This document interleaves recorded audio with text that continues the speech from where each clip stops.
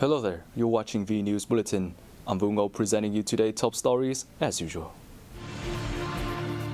Fifth plenum of 30th Party Central Committee opens. Vietnamese agency launches special website on SEA Games 31st. Foreign arrivals up 2 by 4 times in April.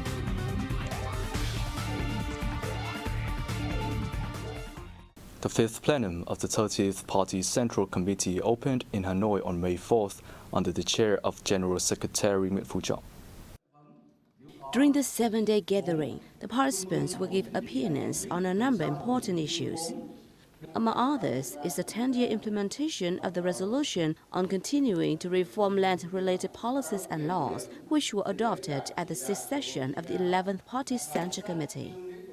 They also to look into the project on building party organizations and another on the establishment of provincial steering committees for the prevention and control of corruption, along with a report reviewing the leadership and instruction of the Politburo and the Secretariat in 2021.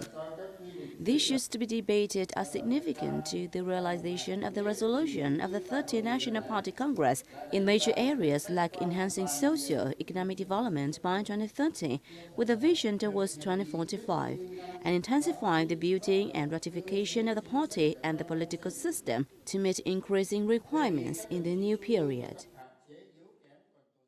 Deputy Prime Minister Vũ Đức Đam, who is the head of the National Steering Committee for organizing the 31st Southeast Asian Games or SEA Games 31, on May 3rd inspected the preparation work for the upcoming regional sports games in the northern provinces of Bắc Ninh and Bắc Giang.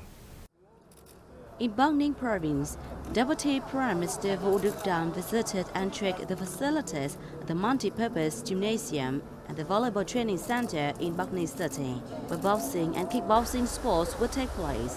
The Bắc Ninh University of Physical Education and Sports in Từ Sơn City, a venue for indoor handball competitions, and Hanaka Paris Ocean Park Tennis Courts in Từ Sơn, where tennis matches will be held. Highly speaking of the locality's preparation work, he urged it to timely complete the remaining work, address shortcomings, and tighten COVID-19 prevention control to make the games a success.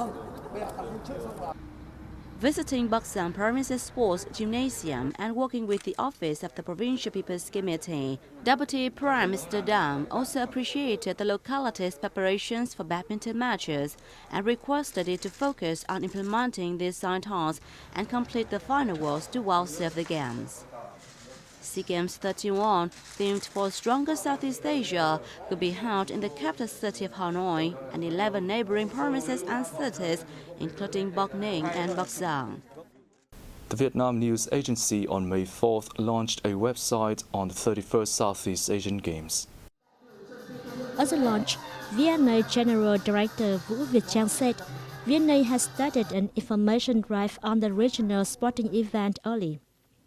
According to her, the National News Agency has signed a communication cooperation agreement with the Information Communication Subcommittee of the SEA Games 31st Organizing Committee.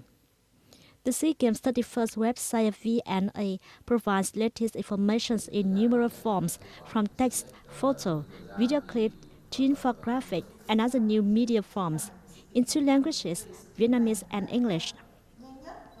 The VNA's website is designed using a convergent model.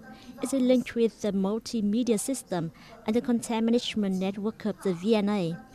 And the website of the organizing board of SEA Games 31st for the timely update on official information about the event.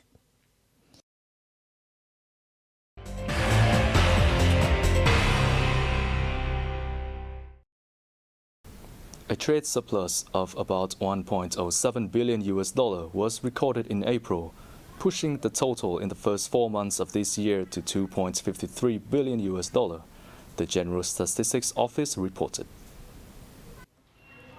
The export revenue in April topped $33 billion, down 4.2% from previous month. The figure hit over $122 billion in the first 4 months, a rise of more than 16% over the same period last year. Vietnam's imports were over $32 billion in April and nearly $120 billion in 4 months, mostly production materials. In the first 4 months of this year, the U.S. remained the largest export market of Vietnam, while China was the largest goods supplier. Vietnam aims to replant or transplant about 107,000 hectares of coffee by 2025, according to the Ministry of Agriculture and Rural Development. The productivity is expected to rise to 3.5 tons of coffee bean per hectare, with an income 1.5 to 2 times higher than before.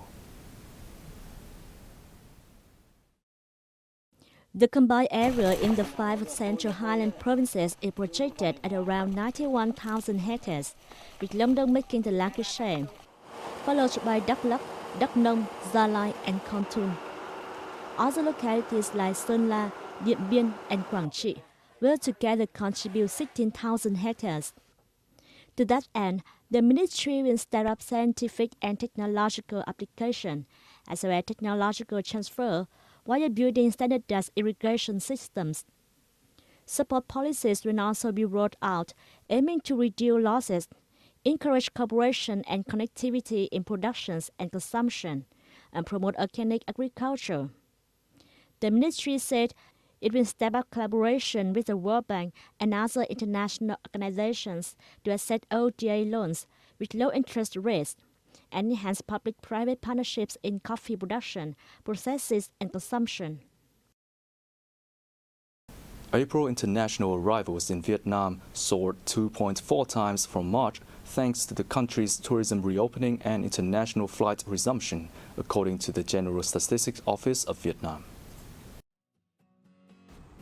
In the first 4 months of this year, the number of foreigners arriving in Vietnam neared 192,400, an annual rise of over 184%. Of the total, 88.6% came by air, increasing close to 4 times from 2021. During the period, tourism revenue from lodging, food, and transport services grew by 5.2% and 10.5% on year, respectively. Vietnam's tourist attractions welcomed a large number of visitors during the National Reunification Day and May Day holiday. Sapa, a misty resort town in the northern mountainous province of Lào Cai, welcomes a record number of 89,000 visitors during the holiday, a 122% rise over the same period in 2019, before COVID-19 broke out. During the holiday, Sapa ran 9 culture tourism events, including a street carnival to lure visitors. Home to Mount Fansipan, the highest peak in Indochina, with cool weather throughout the year, Sapa has long been a popular destination for domestic and foreign tourists. The central coastal city of Da Nang welcomed more than 254,000 tourists in the 4-day holiday, a 3.4-fold increase compared to that of the same period last year. The number included 7,400 foreigners. During the holiday from October 30th to May 3rd, the city organized a wide range of attractive culture and tourism events and programs. Destinations attractive to tourists included Sunwoo Banana Hills, Tendai Mountain Hot Spring Park, Ngũ Hành Sơn, and Mikazuki Water Park. The gradual return of tourists has contributed to the early recovery and development of the local tourism industry, one of the key economic sectors of Da Nang City.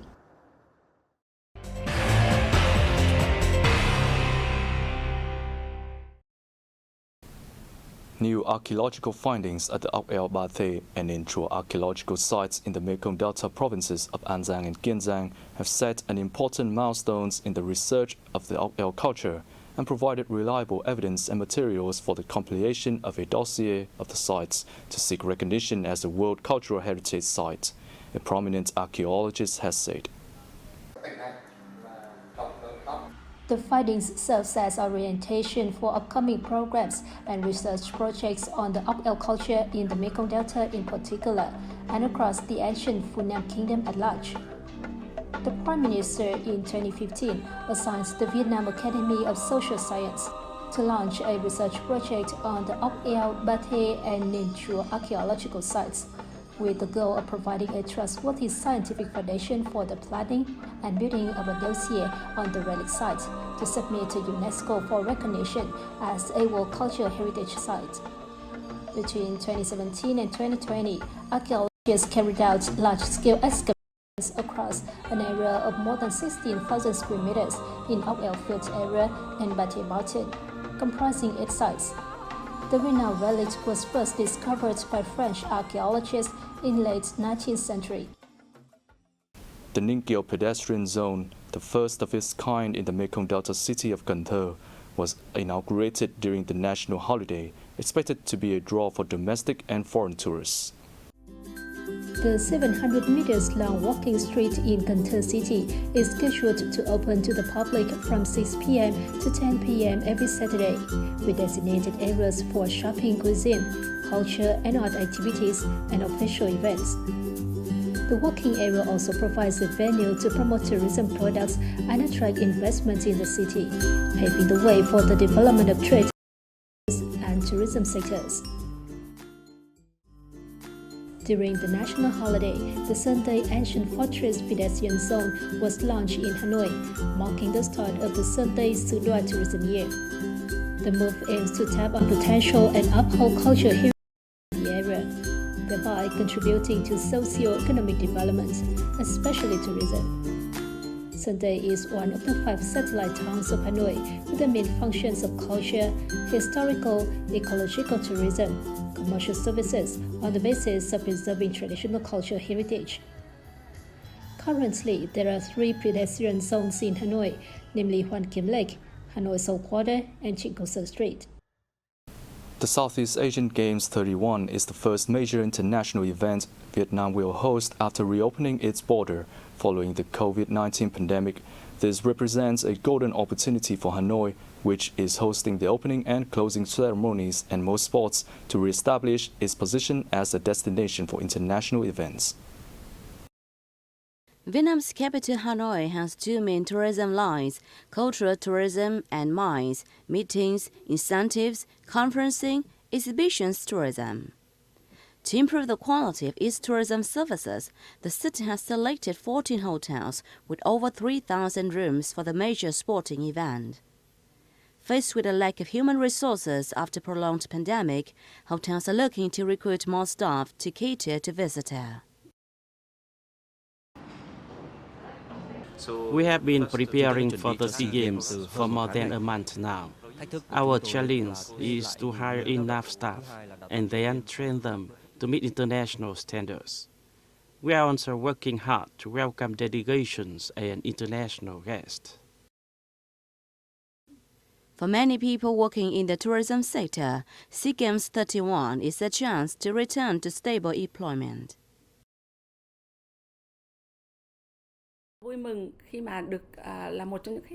We have carefully prepared to welcome guests and hope that more and more tourists will come to Vietnam, so our work becomes more stable.